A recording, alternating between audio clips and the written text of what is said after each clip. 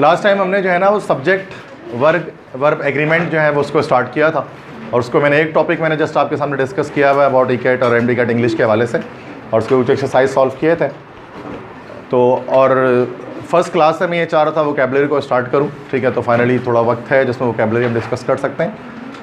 और this and vocabulary जो है वो सबसे मुश्किल पार्ट कहलाता है एप्टीट्यूड टेस्ट का, ई-कैट और एम-डी-कैट के लिए। वोकैबुलरी मीन्स वर्ड बैंक, अल्फाज का मजमुआ, वर्ड्स की एक कलेक्शन ऑफ वर्ड्स। तो वोकैबुलरी के क्वेश्चंस के अंदर हमारे पास सिनोनिम्स, एंटोनियम्स, ये सारी चीज़ें इंक्लूडेड होती हैं, ठीक है। और ई-कैट की तरफ से तो कोई भी हमारे पास जो है वो कोई एक कह लें कि एक सेट नंबर ऑफ वर्ड्स नहीं है जो हमें प्रोवाइड किए गए कि इनमें से आएगा। ई-कैट जो है वो तो एक इनफाइनाइट नंबर ऑफ वर्ड्स की सूरत में जो है वो हम डिस्कस करते हैं। और एम-डी-कैट के लिए लेकिन ये है कि मेडिकल कॉलेज एप्टीट्यूड टेस्ट के लिए पीएमसी ने, पाकिस्तान मेडिकल काउंसिल ने पूरा एक सिलेबस लास्ट ईयर भी इशू किया था, और इस साल भी आई थिंक वही सिलेबस रहेगा। तो वो उन्होंने कुछ सीरीज़ ऑफ वर्ड्स दे दिए हैं, उन वर्ड्स के बारे में ही वो क्वेश्चंस करते हैं। लास्ट टाइम जो एम-डी-कैट 2020 हुआ था तो उसके अंदर उन्होंने वही वर्ड्स पूछे थे जो उन्होंने सिलेबस में डाला था, और ये सबसे आसान बात होगी जिसकी वजह से ये सबसे मुश्किल टॉपिक जो था वो सबसे आसान बन गया था इसकी वजह से। तो दैट्स वाई कि यहाँ पर एक ईजी है, मैं उन्हीं पीएमसी के वर्ड्स को लेकर यहाँ पर मैं बता रहा हूँ। इससे इंजीनियरिंग वालों के लिए भी तैयारी हो रही है और साथ में मेडिकल की तो हो ही रही है, चूँकि वो पीएमसी का बताया हुआ सिलेबस है, ठीक है। ई-कैट के लिए क्या करना पड़ेगा, कुछ एक्स्ट्रा वर्ड्स भी करने पड़ेंगे, लेकिन वो बाद में, ठीक है। फिलहाल आज जो है वो चीज़ कुछ अच्छा काफ़ी सारे वर्ड्स हैं, वो सारे वर्ड्स एक दिन में हो भी नहीं सकते हैं, तो मैं सिर्फ 3 अल्फ़ाबेट्स को ए, बी और सी, 3 अल्फ़ाबेट्स के वर्ड्स कराता हूँ कि ए, बी और सी के वर्ड्स करवाऊँगा। उसमें कौन कौन से वर्ड्स, आपको लिखने का क्या तरीका होगा इसके लिए, कॉलम वाइज होता है। आप इसके लिए चूँकि एक 7 लाइन से सारे वर्ड्स आप एक जगह लिखोगे, 10, 15, 12, 15 पेजेस लगेंगे आपके पास, मतलब थ्रू आउट द कोर्स ही चलता रहेगा। मतलब डेली 2-3 वर्ड हम करते हैं इसमें। अब इसमें यह कि एक तो वर्ड की आपके पास जो है वो हेडिंग आ जाएगी वर्ड, या एक कॉलम वर्ड का बना लेंगे, वर्ड के साथ फिर उसकी मीनिंग का एक कॉलम बन जाएगा, मीनिंग। उसके साथ आप पार्ट्स ऑफ स्पीच का कॉलम बना लेंगे कि किस पार्ट्स ऑफ स्पीच से बिलोंग करता है वो वर्ड। देन आप एक सिनोनियम का एक कॉलम बना लेंगे, सिनोनियम से मुराद ये कि लाइक क्या उसके मिलते जुलते वर्ड्स कौन से हैं ये। और फाइनली आपका एक कॉलम बनेगा एंटोनियम्स का, एंटोनियम्स मतलब उसके उलट, अपोजिट्स या जिद का बनेगा। ये कॉलम्स अच्छा सिंगल पेज पे नहीं बनते हैं, तो 2 पेजेस को लेकर आप कॉलम बना लें। ये घर पे भी आप काम इजीली कर सकते हैं, रिकॉर्डेड हो रहा है लेक्चर, स्लाइड्स दे दूंगा, मैंने बता दिया किस तरह से बनाना है। मतलब एक वर्ड्स का बनाना है, ठीक है, उर्दू मीनिंग का बना लो, एक ज़्यादा उर्दू मीनिंग हो गया, पार्ट्स ऑफ स्पीच हो गया, इंग्लिश मीनिंग हो गई, सिनोनिम हो गया, एंटोनियम हो गया। एक पेज पे नहीं बनेगा, 2 पेज यूज़ कर लेना एक साथ आमने सामने वाले, ठीक है। और उसको आराम से लिख देना, चूँकि पेपर में एम-डी-कैट में तो यही आना है। और 4 सवाल आएंगे वोकैबुलरी के इसके, अगर आप सिलेबस आपने पढ़ा है PDF में तो वोकैबुलरी के 4 क्वेश्चन हैं, 4 नंबर तो 20 में से यहीं से बन जाएंगे आपके, ठीक है। तो एक नंबर कीमती होता है, आपको पता है 0.5 से मेडिकल के एडमिशन अप डाउन होते हैं। 0.5 की वजह से DUHS से आपको JSMU में पहुंच जाते हो, फिर 0.5 की वजह से आपके MDC में पहुंच जाते हो। तो ये 0.5 भी छोटे नंबर नहीं है सर, 4 ही नंबर तो हैं, क्यों सर में दर्द कर रहे हैं, 4 नंबर बहुत होते हैं। 0.5 भी बहुत होते हैं जब आपका सिलेक्शन रुकता है, तो वो जब आपको पता लगेगा जब एडमिशन लेने जाओगे, ठीक है। तो इसके लिए ज़रूरी है कि हर एक नंबर के पीछे हम बिल्कुल उसकी तरह जो है उसको स्ट्राइव करें, मेहनत करें। तो फर्स्ट वर्ड हमारे पास यहाँ पर है, दैट इज़ अपॉलिंग या अपॉलिंग, APPLING, अपॉलिंग। वर्ड्स बहुत सारे ऐसे होते हैं जो कि आप ऐसे वर्ड्स होते हैं उसके अंदर जो आपने शायद ना सुने हो, कुछ वर्ड्स ऐसे हैं जो सुने में होंगे, कुछ वर्ड्स ऐसे होंगे जो न्यू होंगे, ठीक है। तो इसी वजह से जो है वो हम इन वर्ड्स को डिस्कस करने के करके। अपॉलिंग के मतलब होते हैं हौलनाक, ये उसकी उर्दू मीनिंग है। उर्दू मीनिंग आपसे कभी नहीं पूछते, ये आपको जस्ट इन्फॉर्मेशन होनी चाहिए इसके बारे में। उर्दू में उसको हौलनाक कहते हैं या ख़तरनाक, खौफनाक कहते हैं। और अपॉलिंग क्या है, खुद एक एडजेक्टिव है, हौलनाक, ख़तरनाक ये क्वालिटी है, तो this is an adjective. English meaning क्या है कि शॉकिंग एंड वेरी बैड, मतलब ऐसी चीज़ जिसको देखकर आपको झटका लगे या फिर जो बहुत बुरी हो, दैट इज़ कॉल्ड अपॉलिंग, खौफनाक, हौलनाक, हैबतनाक। सिनोनियम से मुराद क्या होते हैं, सेम वर्ड्स, मिलते जुलते वर्ड्स, ठीक है। तो यहाँ पर मैंने सिनोनियम लिखा और यहाँ पर मैंने जैसे एक पिक्टोरियल रिप्रेजेंटेशन की हर वर्ड की, जैसे ये साहब कहते हैं आर यू प्रिपेयर्ड, ये बिल इनके पास है, ये कोई खाना वाना खाने को रेस्टोरेंट शायद, या पता नहीं ये शायद बेकनी के कोई है। Are you prepared for some appalling news, कि आप किसी खौलनाक खबर के लिए तैयार हैं, वो बिल पढ़ के बताने वाला है, तो उसके तोते उड़ गए, मतलब खुद परेशान हो गया हो कि ये क्या। तो अपॉलिंग, तो ये मतलब एक अपॉलिंग से क्या मुराद होता है कि अपॉलिंग न्यूज़, एक बुरी खबर, एक खौलनाक खबर। तो सिनोनिम्स क्या हो जाएंगे उसके, सिनोनियम काफ़ी सारे हैं।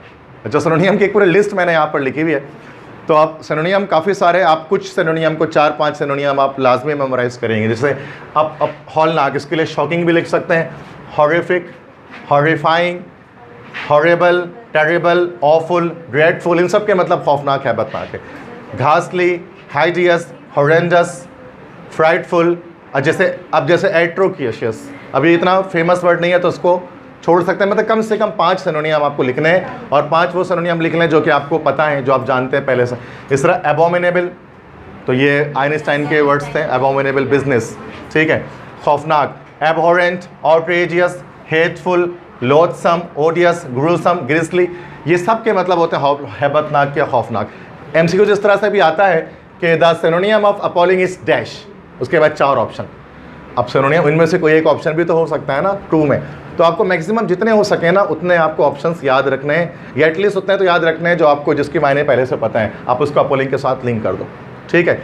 अब एंटोनियम से मुराद इसका उलट, हौलनाक है, खौफनाक है, उसका उलट जो खुशगवार हो, प्लीजेंट हो, तो savoury, reassuring, beggarly, wholesome, innocuous, luscious, delightsome, commonplace, unalarming. अब इसमें से देखिए बहुत सारे वर्ड्स ऐसे हैं जो डिफिकल्ट है, जो पहली बार आप सुन रहे हैं। इंग्लिश में तो मिलियंस ऑफ वर्ड्स हैं इंग्लिश लैंग्वेज के अंदर।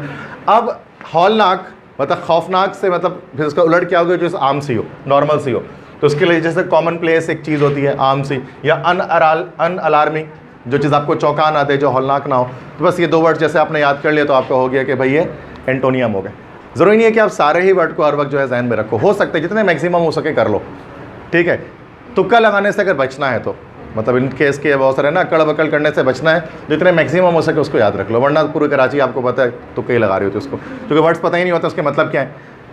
तो इसके लिए मैंने क्या किया, थोड़ा कंपाइल किया है वर्ड्स के लिहाज से, एक एक वर्ड करके कंपाइल किया हुआ है, वर्ड, उनके सिनोनियम्स, उनके एंटोनियम्स, और साथ में सिनोनियम इन कॉन्टेक्स्ट में क्या दे रहा हूँ कि कोई एक एग्जाम्पल भी मैं लिख रहा हूँ नीचे कि an appalling number of women died from the disease, an appalling number of women died from the disease. अब अपॉलिंग से मुराद यहाँ पर क्या है, प्लेजरेबल, फ्राइटफुल, अम्यूजिंग, एफेबल, क्या होना चाहिए, फ्राइटफुल भी होना चाहिए, करेक्ट आंसर हो जाए, 1 नंबर आपको मिल जाएंगे। तो ये इसके लिए पता होना चाहिए था अपॉलिंग का सिनोनियम क्या है, फ्राइटफुल है तो आप टिक कर सकते हो, वरना आपको पता ही नहीं होगा कि उसके मतलब क्या है, ठीक है। तो ये फर्स्ट वर्ड हमारे पास है, दैट इज़ अपॉलिंग। तो मैं फिर बता रहा हूँ क्या याद रखना है, उर्दू मीनिंग याद रखें, उसकी पार्ट्स ऑफ स्पीच याद रखें, इंग्लिश में नहीं याद रखें, मिलते जुलते वर्ड्स जितने हो सकें उतने, जितने हो सके उतने, क्योंकि ज़रूरी नहीं है, क्योंकि एक वर्ड तो आएगा जितने भी लिस्ट में से, तो मैक्सिमम याद रख लें। एंटोनियम है या जो जिद है, मैक्सिमम अपोजिट्स को यू हैव टू रिमेंबर, ठीक है। फर्स्ट वर्ड समझ में आ गया, अपॉलिंग के क्या मतलब है, ठीक है। इससे क्या होगा पता है, घर बैठ के खुद से ये नहीं हो पाता, क्लास में मैं बता दूंगा ना तो थोड़ा सा जहन में आ जाएगा कुछ ना कुछ, वरना ये बहुत बोरिंग काम होता है वोकैबुलरी को घर पे बैठ के याद करना, तो क्लासरूम में थोड़ा सा ईजिली हो जाता है, ठीक है। You want to write it down, so can't you do it from the slides, क्या आप ये स्लाइड से कर सकते हैं, खुद ही कर सकते नहीं कर सकते हैं?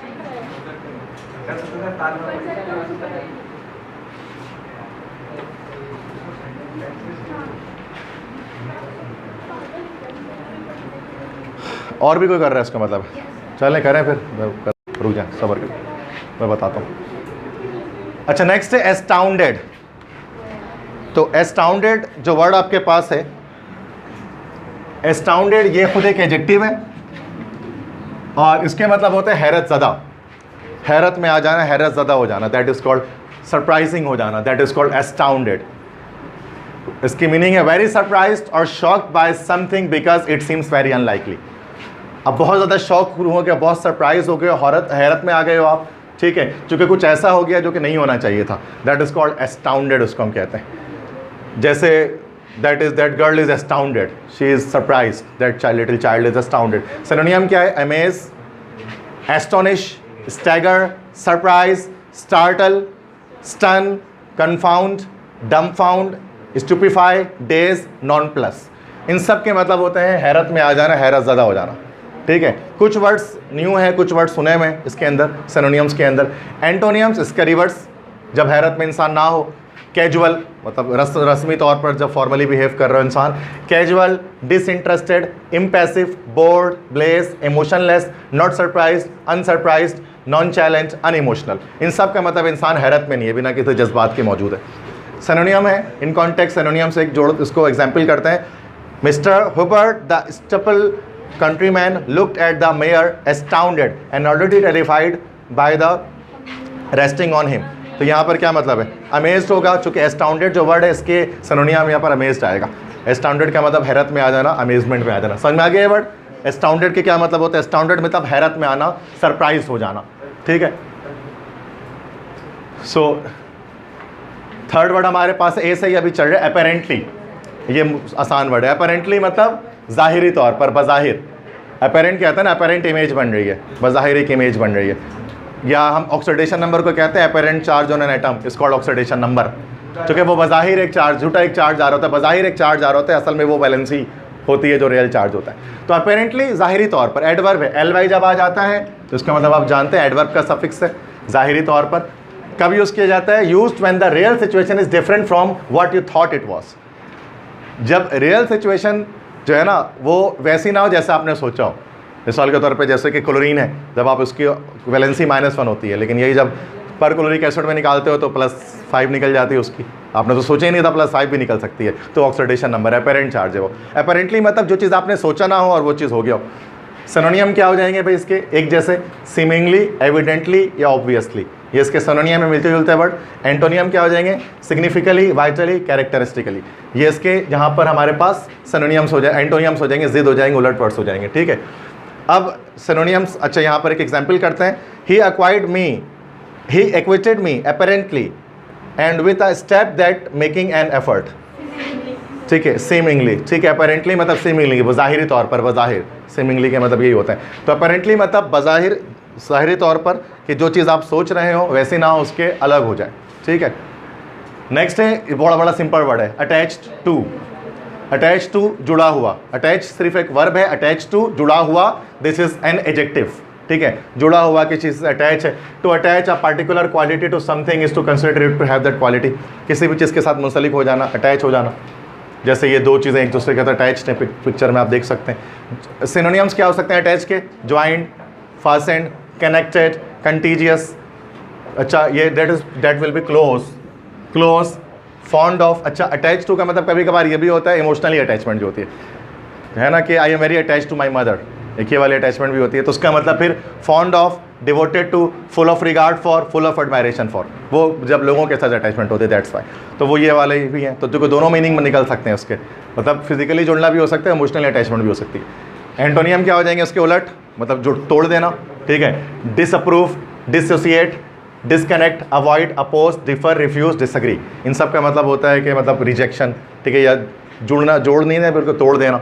सिनोनियम है, he examined it with the air of connoisseur and studied the price label attach to it. Attach to मतलब फॉन्ड ऑफ, ठीक है। तो फॉन्ड ऑफ है, जैसे यहाँ पर मैंने बताया, इसकी यहाँ पर जो है वो सिनोनियम मौजूद है। क्लियर है भाई? समझ में? अटैच टू का मतलब क्या? अटैच टू फिजिकल अटैचमेंट भी हो सकती है और अटैच टू मतलब इमोशनल अटैचमेंट भी हो सकती है। इसके सिनोनियम्स, इसके एंटोनियम्स, जो तरीका मैंने बताया है ये बहुत लंबा काम है, घर पे जाके 3-3.5 घंटे लगेंगे अगर आप इसको एक एक करके अगर करते जाओ। मैं वो 3.5 घंटे का काम आधे घंटे के अंदर करने जा रहा हूँ, ठीक है। क्योंकि ये प्रोजेक्टर का ये होता है, बेनिफिट भी है, नुकसान भी है। बेनिफिट ये मेरा फ़ायदा है, तुम्हारा नुकसान है, क्योंकि तुम्हें घर पे 3 घंटे लगाने पड़ेंगे। मेरा क्या है, मैं तो आधे घंटे में ख़त्म कर दूंगा इसको, समझ रहे हो।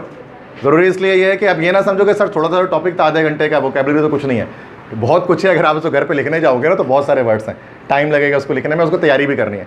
फिर टेस्ट वगैरह मैं स्टार्ट करूँगा, कंडक्टिविटी इंशाल्लाह रमज़ान के बाद ही होंगे।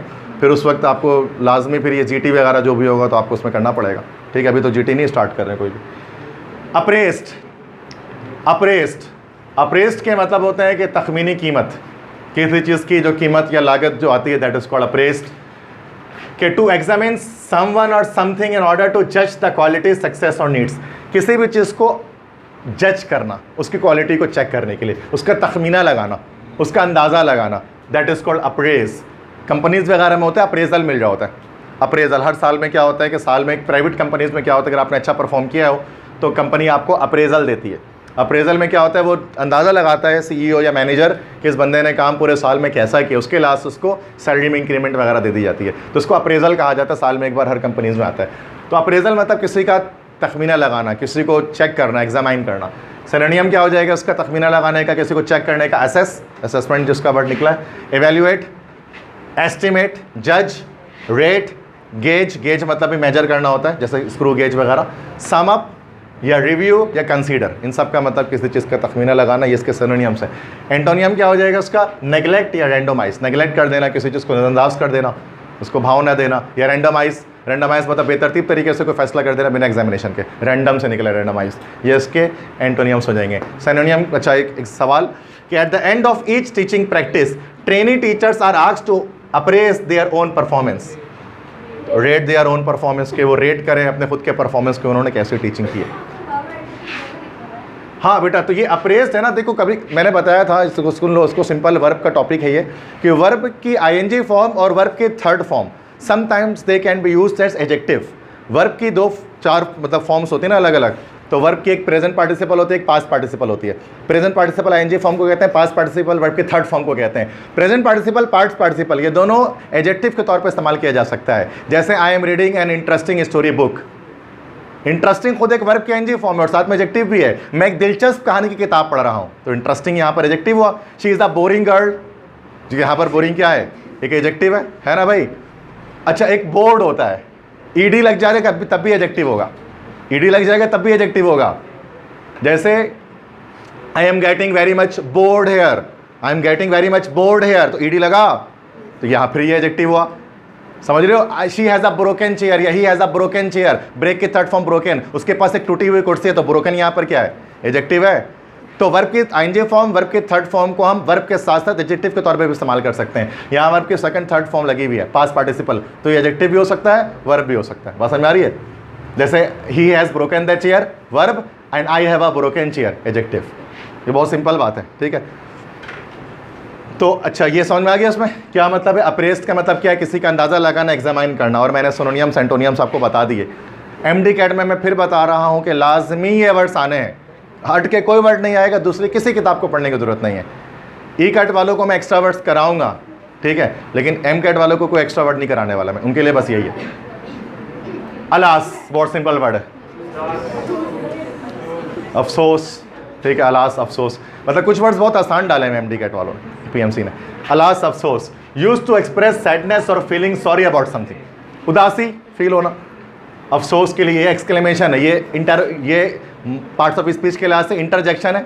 इंटरजेक्शन होता है ना जो एक्सक्लेमेटरी वर्ड्स होते हैं, एक्सक्लेमेशन वाले, ठीक है।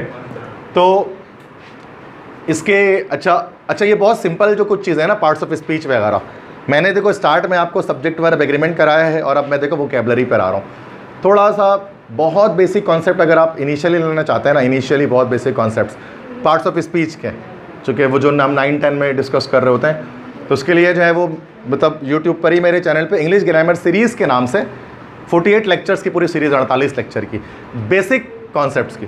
बेसिक मतलब किसी को ये नहीं पता नाउन क्या है, सर मुझे तो नाउन ही नहीं पता, मुझे क्या वोकैबुलरी आप पढ़ा रहे हैं। कोई ऐसा हो सकता है क्लास में कोई ऐसा नाउन ही नहीं पता, प्रोनाउन नहीं पता, शर्म की बात नहीं है, बहुत सारों को नहीं पता होती। तो ये उसको फिर क्या है कि आप इंग्लिश ग्रामर सीरीज़ के जो 48 लेक्चर्स हैं ना, वो उसको आप वॉच करें, वो हैं उसमें, जो कि ज़रूरी है भाई, इंग्लिश इतनी हलवा चीज़ तो है ना, टाइम लगता है सीखने में, ठीक है। तो वो लेक्चर्स वॉच करके क्या होगा पता है कि आप कम से कम फिर ये जो मैं बोल रहा हूँ ना, ये इंटरजेक्शन है, तो आप पहचान पाएंगे कि इंटरजेक्शन क्या है। अभी तो हमें नहीं पता इंटरजेक्शन क्या है, हुर्रा, याहू, अलास, वाओ, ये सारे इंटरजेक्शन है। डिटेल पूरी इसकी होती है, डिटेल हम डिस्कस करते हैं पार्ट्स ऑफ स्पीच में, जो हमारे एप्टीट्यूड के लेक्चर नहीं है, ठीक है ना। तो वो बेसिक 9-10 में पढ़ते हैं वो सारी चीज़ें, लेकिन पता सबको होना चाहिए वो भी। मैं बहुत कॉन्सेप्चुअली बात कर रहा होता हूँ क्लासरूम के अंदर, आपको पता है, और मैं वो बोल भी रहा होता है यार ये कॉन्सेप्ट लिटिल बिट कॉन्सेप्ट है, ये आपको पहले से पता होना चाहिए। तो वाकई में पता होना चाहिए, और नहीं पता तो उसको बनाने की कोशिश करो अगले लेक्चर से पहले तक, ठीक है। ये इंटरजेक्शन है। सिनोनिम्स क्या होंगे? अलास के, अफसोस के, अनलकीली, सैडली, रिग्रेटिवली, अनहैप्पीली, वोफुली। वोफुल भी आपको पता है सैडनेस को कहते हैं, 7 एजेस ऑफ मैन में ना, विद अ वोफुल बैलेड, ठीक है, उदास नगमा गाता है, ठीक है। लेमेंटेबली, लेमेंट मतलब शोक मनाना, मातम कर रहा, तो लेमेंटली भी हमारे पास अफसोस में। अलास तो है ही, सैड टू से, सैड टू रिलेट, इन सब का मतलब होता है अफसोस। एंटोनियम्स, इसका उलट खुशी हो जाएगी। हाँ अच्छा, ये सारे इंटरजेक्शंस में लिखे हुए हैं, हाँ, हुर्रे, हालेलुया, ये वो बोलते हैं, ये क्रिश्चियंस बोलते हैं, ठीक है। तो ये इस तरह fortunately, whee, luckily, yippee, fortunately, yahoo, ये सब के सब मतलब खुशी, खुशी के लिए। मतलब अलास गम वाले इंटरजेक्शन है, तो खुशी वाले इंटरजेक्शन कोई भी आ जाएंगे। Synonym in context, head piece filled with straw, alas, तो अलास इस यहाँ पर क्या आएगा? अलास की जगह पर अनलकीली, सी आ जाएगा, ठीक है। समझ में आ गया? अलास बहुत सिंपल वर्ड है, 9th क्लास से पढ़ रहे हैं इस वर्ड को। एब्रप्टली, नेक्स्ट वर्ड एब्रप्टली, ए ही चल रहा है अभी, ठीक है। एब्रप्टली, ए बी, देखो कुछ चीज़ों को रूट से हम पहचान रहे होते हैं। ये प्रीफिक्स लगा हुआ एब, एब के मतलब होता है बाहर, ठीक है, किसी चीज़ से आउटसाइड। एब, ये एब अब्रोड, जैसे कि अब्रोड मतलब रोड से बाहर या कंट्री से बाहर, अब्रोड। इस तरह से एब नॉर्मल मतलब just away from the normal, that is एब नॉर्मल। एब्जॉर्ब, ठीक है। एब का जब भी वर्ड आता है ना, तो एब का वर्ड जब भी आता है तो उसका मतलब होता है बाहर। एब्रप्टली, एब्रप्टली मतलब अचानक से मूव करना, अचानक से हरकत करना, अचानक से बाहर को निकलना, दैट इज कॉल्ड एब्रप्टली, ठीक है। अचानक, सडनली जिसको हम कहते हैं। Sudden and unexpected and often unpleasant, अचानक से बिना किसी एक्सपेक्टेशन के अगर कोई काम आप करते हैं या कोई काम होता है अचानक से जो अनप्लीजेंट होता है, अनप्लीजेंट मतलब नाखुशगवार होता है, तो that is called abruptly. Synonyms क्या हो जाएंगे उसके तेजी के लिए, जो सिंपल वर्ड्स मिल रहे हैं, जैसे सडनली मिल रहे हैं हमें simple word, surprisingly, unexpectedly, immediately, incontinently, instantaneously, instantly, ये सब वर्ड्स है जो पढ़े में आपने। इन सब का मतलब अचानक से, फौरन से। एंटोनियम्स, इसका जिद, उसका उलट, धीरे धीरे से, मतलब इसका मतलब ये हो गया progressively, unhurriedly, sequentially, gradually, continuously, successively, hesitantly, unhurriedly. इन सब का मतलब अचानक से नहीं, मतलब स्लोली, धीरे से, आराम से, दैट इज कॉल्ड, ये सब इसके एंटोनियम्स हो गए। बात समझ आ रही है? तो ये आपके पास एब्रप्टली के सिनोनिम्स हैं। ये एब्रप्टली का मतलब क्या होता है? अचानक से, तेजी के, सडनली, इमीडिएटली। क्लियर है? एब्रप्टली का मतलब समझ में आए? इस वर्ड को डिस्कस कर लिया। अगर ये वर्ड आ जाए तो उसके सिनोनिम भी बता सकते हैं, एंटोनियम भी बता सकते हैं, ठीक है। या तो सिनोनियम पूछते हैं या तो एंटोनियम पूछ रहे होते हैं, दो में से कोई एक चीज़ पूछते हैं। तो अगर आपको यही नहीं पता होगा इसके मतलब क्या है, तो आप इसमें से कैसे बता सकेंगे कौन सा वर्ड, ठीक है। एसेंचुएटेड, ठीक है, एसेंचुएटेड। एसेंचुएटेड क्या मतलब होता है? वाज़े करना, किसी चीज़ को वाज़े करना, किसी चीज़ को प्रोमिनेंट करना, किसी चीज़ को आगे बढ़ाना। Accentuated, this is a verb. Accentuated एक वर्ब है, ठीक है। फर्स्ट फॉर्म एसेंचुएट उसकी होती है। एसेंचुएटेड मतलब वाज़े करना, एक्सपोज करना किसी चीज़ को। To emphasise a particular feature और समथिंग, और to make something more noticeable, किसी एक चीज़ को एम्फेसाइज करना, किसी चीज़ पर जोर देना, ठीक है, या फिर किसी चीज़ को ज़्यादा नोटिसेबल बनाना कि उस पर गौर व फिक्र किया जाए, उसको देखा जाए, that is called accentuated. Accentuate. Synonyms क्या हो जाएंगे इसके भाई? किसी चीज़ को एक्सपोज करने के लिहाज से हाईलाइट, स्पॉटलाइट, इस तरह से to give prominence, to bring attention to call attention, draw attention, point up, underline, इन सब का मतलब होता है किसी चीज़ को ज़्यादा प्रोमिनेंट करना, ठीक है। इस तरह से एंटोनियम क्या हो जाएंगे उसके रिवर्स, कि अब किसी चीज़ को कम करना, मतलब वाज़े नहीं करना, किसी चीज़ को छुपा देना, ठीक है। That is decrease, lessen, diminish, alleviate, disparage. इस तरह से और words, recede, reduce, lighten, weaken, wane, understate, इन सब के मतलब होते हैं इसका उलट है, किसी चीज़ को उभारना नहीं बल्कि कम करना, लेस करना, एक्सपोज नहीं करना, दैट इज कॉल्ड एंटोनियम इसके आ जाएंगे। तो एसेंचुएटेड मतलब वाज़े करना किसी चीज़ को, एक्सपोज करना, और एक्सपोज नहीं करना तो उसका एंटोनियम हो गया। नेक्स्ट है the bright coloured eye liner accentuated annals beautiful eyes, highlight, ठीक है भाई। अब एसेंचुएटेड का मतलब पता होगा तो आपको पता होगा ना कि क्या लगाना है, तो हाईलाइट लगाना है। क्लियर है? इस तरह से आते हैं, देखो इतने आसान है, देखो पढ़ने के बाद कैसा लगा, कुछ भी नहीं है। यही अगर आपने नहीं पढ़ा होता, क्लास ही नहीं ली होती आज की, और कल पेपर हो जाता और ये सवाल आ जाता, तो आप नहीं कर पाते। सिंपल सी बात है, क्योंकि कम से कम एक बार वर्ड सामने आ जाए ना और मीनिंग पता लग जाए तो जहन में फिर भी मेमोराइज हो जाती है वो वर्ड्स। मैं इसलिए चारों के बजाय इसको मैं यहीं पर आपको दिखा दूँ वर्ड्स को। एंग्जाइटी, आसान वर्ड है भी, बड़ा सिंपल है। परेशानी, एंग्जाइटी, नाउन है ये, ठीक है। Something that causes a feeling of fair and worry, जो डर या परेशानी के जज्बात पैदा करे, दैट इज एंग्जाइटी। ये एंग्जाइटी बढ़ती है तो स्ट्रेस जाकर बनती है, डिप्रेशन जाकर बनती है एंग्जाइटी, ठीक है। सिनोनिम्स क्या होंगे एंग्जाइटी परेशानी के? Worry, concern, apprehension, concentration, uneasiness, fearfulness, disquietude, perturbation, fretfulness, nervousness, nerves, tension, stress, इन सब के मतलब होते हैं परेशानी। यस यस, और भी वर्ड्स हो सकते हैं बेटा, ये तो मैंने कुछ वर्ड्स मैंने निकाल के डाल दिए उसके अंदर, कुछ वर्ड्स। आप कभी कभार सिनोनिम डिक्शनरी होती है, थिसॉरस उसको हम कहते हैं, उस डिक्शनरी में एक ही वर्ड के 150 120 जो है ना सिनोनिम्स होते हैं, लेकिन ना उतने ज़्यादा करने हैं और ना एक दो करने, हैंडफुल अमाउंट में होना चाहिए, इतने के याद हो जाए। मुझे लगा कि इतना कर सकते हैं बच्चे, तो मैंने इतने डाल दिए, ठीक है। और मैंने कुछ वर्ड्स मैंने बताया ना, कुछ वर्ड्स मैंने नए भी डाले हैं कि थोड़े नए वर्ड भी पता होने चाहिए, बाकी पुराने वर्ड्स तो हैं ही है जो आपको मैंने जो वर्ड्स पढ़ रहा हूँ, रीड कर रहा हूँ यहाँ पर, ठीक है। एंटोनियम, जिद इसका है, एंग्जाइटी का उलट, मतलब सुकून में जब इंसान आ जाए। कंपोजर, प्लेसिडनेस, प्लेसिड का मतलब ये होता है कि सुकून में रहना, प्लेसिडनेस। गैलेंट्री, रिलीफ, इस तरह satisfaction, peace, boldness, equanimity, audacity, tranquillity, इन सब के मतलब होते हैं सुकून, पीस, इत्मीनान, चैन, राहत। ठीक है, आ जाओ। Grayson was excused lessons for a whole day. The school centered emotionally upon his anxieties. क्या होगा? worries होगा, ए हो जाएगा। ठीक है, worries मतलब परेशानी, एंग्जाइटी एक ही चीज़ है। ठीक है, बी अल्फाबेट है, दैट इज बून। बून सुना होगा आपने। बून इज, बून के ए के सारे वर्ड्स जितने भी एमडी कैट में आते हैं तो वो जाकर खत्म हो चुका है। ठीक है, नाउ दैट्स वन इज बून। बून किससे कहते हैं? हाँ, तो लोग भी वही बच्चे डायरेक्ट हो ना कि मतलब जो अखबार को पूरा छोड़ के तस्वीर देखते हैं। अब बड़े हो जाओ भाई, बड़े हो जाओ, बाद में तस्वीर देखते हैं, पहले पढ़ते हैं उसको। चलो मसल आ रहा था, चलो मसल, अरे भाई आगे ही लिखा हुआ है वो पढ़ना ज़रूरी है। तो यस, ठीक है। चलो छोटे हम लोग नहीं करते थे, न्यूज़पेपर आता था तो पहले फोटो देखते थे, फोटो कहाँ का है, पढ़ना बाद में देखेंगे। तो भाई पहले पढ़ लो उसको। बून, वो मैंने ऐसे पिक्टोरियल रिप्रेजेंटेशन किया कि बून के मतलब क्या, नेमत, औलाद एक नेमत है, दैट्स वाई। तो बून जिसको हम कहते हैं, ठीक है, दैट इज नेमत।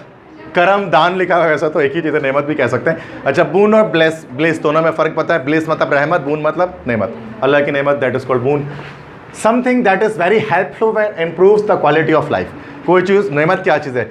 जो बहुत ज़्यादा मददगार हो और आपकी ज़िंदगी बेहतर करे, वो चीज़ नेमत कहलाती है। अल्लाह की दी हुई नेमतें सारी आपकी ज़िंदगी बेहतर बनाती हैं। सिनोनिम्स क्या हो जाएंगे? Blessing, godsend, bonus, good thing, benefit, help, aid, advantage, gain, asset, privilege, luxury.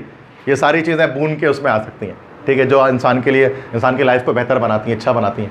ठीक है, एंटोनियम बून का उलट हो जाएगा कहर, अजाब, बैड फॉर्चून, डेट्रिमिनेंट, इंडिसेंसी, डिसल्यूशन, डिफेक्ट, डिफेसेंस, ये सब नेमत का उलट है। जिसको नेमत के उलट क्या कह सकते हैं उर्दू में? उसको हम अजाब कह सकते हैं उसको। तो ये जहमत कह सकते हैं उसको, यस, तो जहमत के उसमें वर्ड्स में आएगा। सिनोनियम देखते हैं। The new software will be an enormous boon to home computer users. क्या हो जाएगा? एडवांस से ना, एडवांटेज लिखा होगा असल में, ये मैंने गलती कर दी। ठीक है, एडवांटेज होगा, क्लियर है?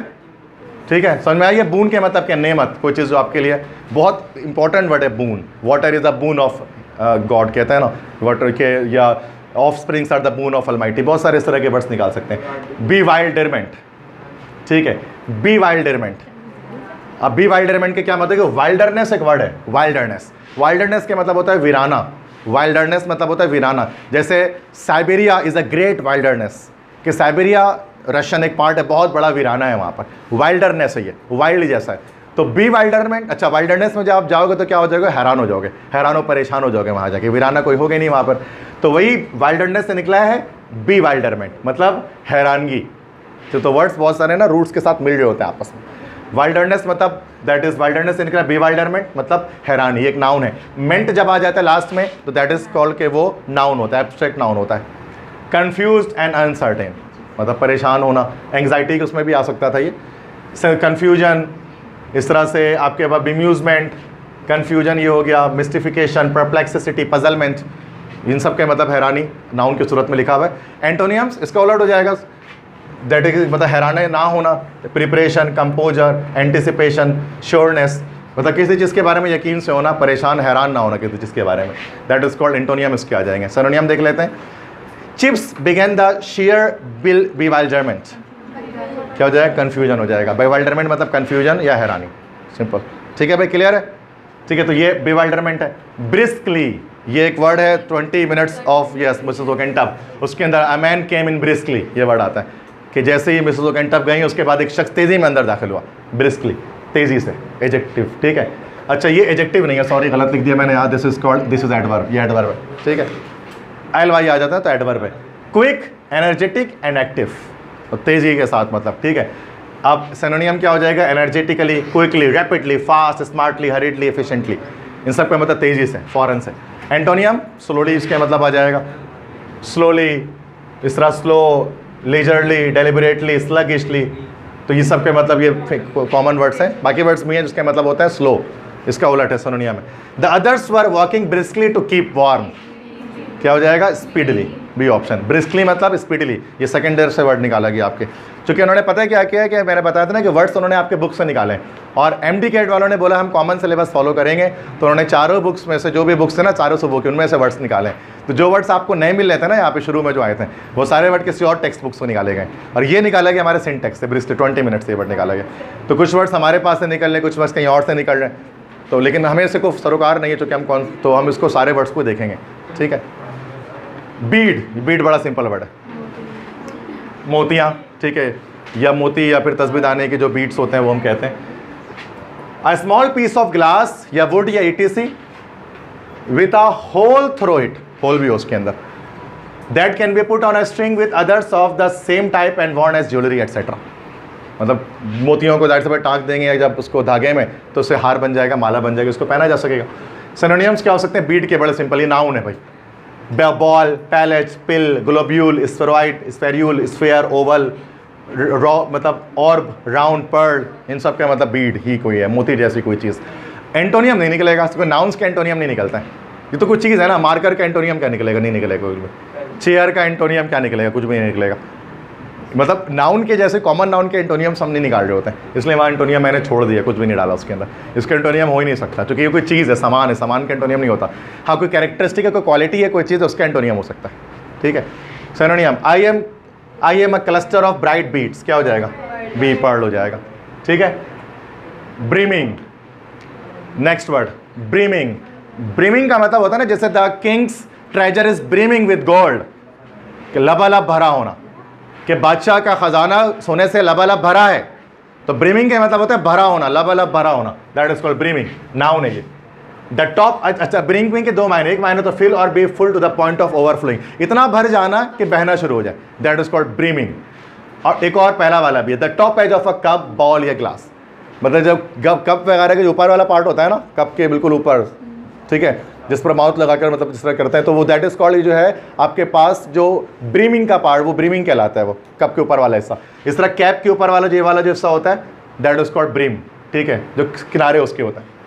एक तो ब्रीमिंग ये है, और एक ब्रीम का मतलब भरा होना। चूँकि अब उन्होंने PMC वालों ने सिर्फ वर्ड दिया है, तो मैंने वर्ड्स को देखा तो दो मायने उसको निकल रहे थे। एक ब्रीम वो भी है जो किनारा है, और एक ब्रीम जो है वो भरा होना भी उसके मतलब है, तो मैंने दोनों लिख दिया, तो कुछ भी हो सकता है। उन्होंने मीनिंग्स नहीं बताया, उन्होंने बस सिलेबस में वर्ड्स लिख दिए, बाकी सारी रिसर्च करना आपका काम है। तो ये मैंने आपके लिए बस आसानी करके सब चीज़ें मैंने सेलेक्ट करके रख दी हैं। सिनोनिम्स क्या हो सकते हैं ब्रीमिंग के भाई? कि अगर हम देखें तो peak, visor, bill, projection, shield, shade, rim, lip, brink, brink मतलब भी किनारा, एज मतलब किनारा। अच्छा, ये कुछ शुरू के जो वर्ड्स हैं वो सिर्फ किनारों के लिए। अब देखो कुछ वर्ड्स आएंगे जो कि भरने के लिए, fill, fill up, fill to capacity, overflow, क्योंकि दोनों ही मतलब है, तो सिनोनियम दोनों हो सकते हैं उसके। ब्रीमिंग ये चीज़ भी होती है, ब्रीमिंग भरना भी होता है, दोनों होता है।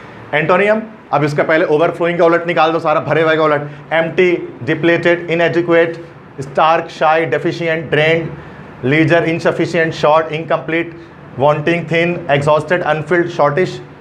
चूँकि भरे हुए का एंटोनियम निकल सकता है, बट इसका एंटोनियम नहीं आएगा किनारे का, वो ब्रिंग, चूँकि वो एक नाउन है, कोई चीज़ है वो, ठीक है, इसलिए मैंने सिर्फ ओवरफ्लोइंग के लिहाज से एंटोनियम लिख दिया। क्वेश्चन देखते हैं। Her eyes were brimming with so many tears that they threaten to overflow. क्या हो गया ब्रीमिंग का? ओवरफ्लोइंग, वो इतना भरे हुए तो उसके मतलब आंखों में आंसू के, वो मतलब कि आंसू बहना शुरू हो जाए, ठीक है।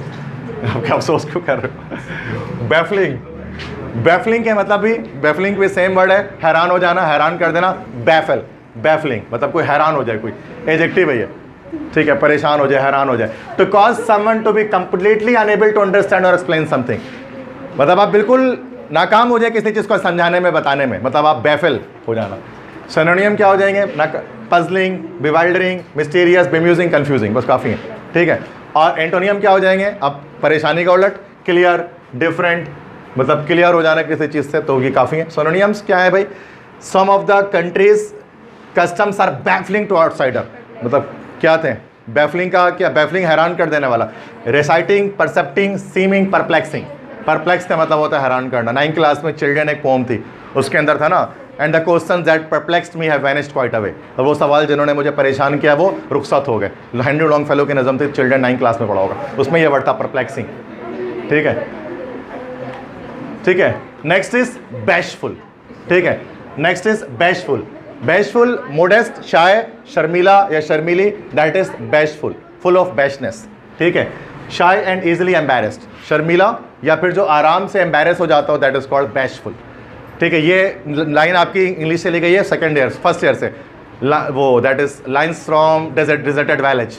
The bashful virgin side long looks of love and matrons glance would those looks reproof, है ना। Bashful virgin side long looks of love, ये था ना वो डिजर्टेड वैलेज में। चलो भूल गया, छोड़ दो क्या बताऊँ मैं। डिजर्टेड वैलेज थी ओलिवर गोल्ड स्मिथ के पोम यार। रोज़ा सिर्फ तुम्हें लोगों के रखा लग रहा है, बताओ भाई। सिनोनियम्स क्या है? Shy, reserve, diffident, retiring, self conscious, coy, coy मतलब भी शर्मीला, demure, reticent, reluctant, shrinking, timid, timorous, meek, इन सब मतलब शर्मीला या शर्मीली। ठीक है, ये सब मतलब ये सारे के सारे सिनोनियम्स है बैशफुल के। एंटोनियम बोल्ड अगर कोई हो तो इसका उलट है extroverted, confident, bold, fearless, dashing, immodest, social, daring, forward, इन सब का मतलब उलट है ये शाई के। ठीक है, क्या अब तो वही बात है, तुम आगे आके न्यूज़पेपर में आ रहे हो। She gave a bashful smile as he complimented her on her work. क्या होगा? टिमिड, बोल्ड, फॉरवर्ड, सिनोनियम लेना है timid.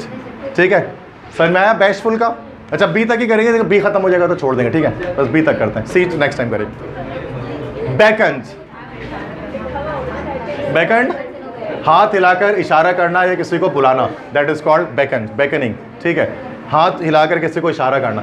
To move your hand और head in a way that tell someone to come nearer, that is called beckoning. किसी को बुलाना, that is called beckoning. Synonym gesture, signal, wave, gesticulate, make a gesture, motion, not call, इन सब के मतलब होता है पुकारना, किसी को इशारा करना। और एंटोनियम्स क्या है? इसका उलट, किसी को मतलब हाथ के इशारे से दूर करना, that is repel, push, turn off, repulse, return, reply, इन सब के मतलब के मतलब हाथ के ये मतलब बिकन मतलब होता है कि to call someone near by using your hands and to move someone farther by your hands, that is उसका एंटोनियम निकल गया। सिनोनियम्स क्या है? There the customs official beckon the women to his counter, called हो जाएगा उसने पुकारा। ठीक है, बेकन मतलब होता है पुकारना। तो ये बहुत इंपॉर्टेंट वर्ड है इंग्लिश लैंग्वेज का, पता नहीं होता बच्चों को नॉर्मली, बट ये वर्ड इस्तेमाल करते हैं बैकनिंग। ठीक है, किसी को पुकारना, किसी को बुलाना, दैट इज। ठीक है, सी यहाँ पर स्टार्ट हुआ है। तो बेटा एक ही, अच्छा ज़रा सुनना है इस चीज़ को, देखो जो भी वर्ड्स के मैं फिर बता रहा हूँ, सम आओ किस तरह से इसकी तैयारी करनी है। आप कॉपी लो, उसके अंदर what you have to do, कि आप उसमें कॉलम्स बनाओ, नेम, वो वर्ड्स आ गए, उर्दू मीनिंग्स आ गई। ठीक है, इस तरह से आपके पास भी ट्रांसलेशन, इंग्लिश मीनिंग आ गई, सिनोनियम आ गए, एंटोनियम आ गए। इतना एटलीस्ट आप करो इस काम को। ठीक है, तो क्या होगा, इसको डेली पढ़ते रहना भी पड़ेगा ना, ताकि पेपर में इनमें से 4 नंबर तो आना ही है एमडी कैट में, 200 में से 4 नंबर तो बनने वाले हैं इससे, तो इसलिए आपको ये ताकि हो सके। ठीक है ना, बाकी मैंने बता दिया, कुछ सवाल, कोई क्वेश्चन समझ में आई? सारी चीज़ें सिंपल मैंने इसलिए पढ़ाया ना, मैंने बोला यार इतनी कोई मुश्किल चीज़ नहीं है, ईजी सही है, थोड़ा हल्का फुल्का है, थोड़ा सर में दर्द नहीं होगा। समझ में आ गई बात? कोई मसला, एनी प्रॉब्लम, नो इशूज़? अरे तुम लोगों को